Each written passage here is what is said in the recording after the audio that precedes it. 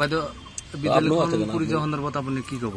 যোৱা 24 তাৰিখত ৰাতি মাজনিশা কাঠালবাৰী এমই স্কুল আমাৰ মাদ্ৰাছা এমই স্কুল জুইত পৰি পেলাই ছাই হৈ গৈছে। পুলিচ ৰিপৰ্ট মতে শ্বৰ্ট চাৰ্কিটৰ হেৰি উল্লেখ কৰা আছে, শ্বৰ্ট চাৰ্কিট বুলি ইনভেষ্টিগেশ্যনত পোৱা গৈছে। গতিকে দুখৰ বিষয়। এতিয়া স্কুল চলি আছে, ক্লাছ চলি আছে। এইটো সময়ত স্কুলৰ যি অৱস্থা, আজি ক্লাছ কৰিব পৰা নাই, দুখৰ বিষয়। ইমিডিয়েটলি মই ইতিমধ্যে ডিপাৰ্টমেণ্টেলক মই ফোন কৰিছোঁ আৰু স্কুলৰ ব্যৱস্থা, ক্লাছ কৰিব পৰা ব্যৱস্থা কৰি দিবৰ কাৰণে ইমিডিয়েট ল'বৰ কাৰণে মই অনুৰোধ জনাইছোঁ সিহঁতক আৰু নিৰ্দেশ দিছোঁ। গতিকে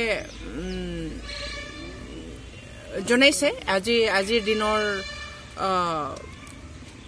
চৰকাৰৰ বা ডিপাৰ্টমেণ্টেল কি একশ্যন ল'ব পাৰিব, কেনেকুৱা হ'ব, সেইটো বিষয়ে অৱগত কৰাইছে সিহঁতে।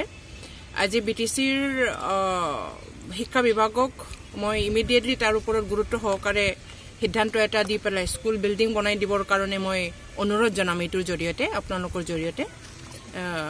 আৰু মই ইয়াত ভিজিট কৰি পেলাই আজি যি কণ্ডিশ্যন দেখিলোঁ, ইমিডিয়েটলি এটা ঘৰ ৰুফ এটা টিন পাত লগাই দিব লাগে। মই সেইটো ইতিমধ্যে শিক্ষক মহোদয়সকল আৰু কমিটিৰ লগত মই আলোচনা কৰিছোঁ।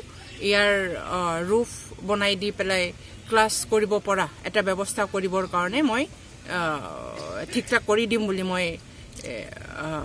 মই বিচাৰিছোঁ আৰু সেইটো মতে মই কামটো কৰিম। ব্যক্তিগতভাৱে আপুনি বনাই দিব? ব্যক্তিগত আৰু অহা MCLA ফাণ্ডত, এইবাৰ MCLA ফাণ্ড ৰিলিজ এতিয়ালৈকে হোৱা নাই, চৰকাৰ দুৰ্ভাগ্য বিষয়। এইটো দি পেলাই মই স্কুলত কিভাৱে মই সহায় সহযোগিতা কৰিম।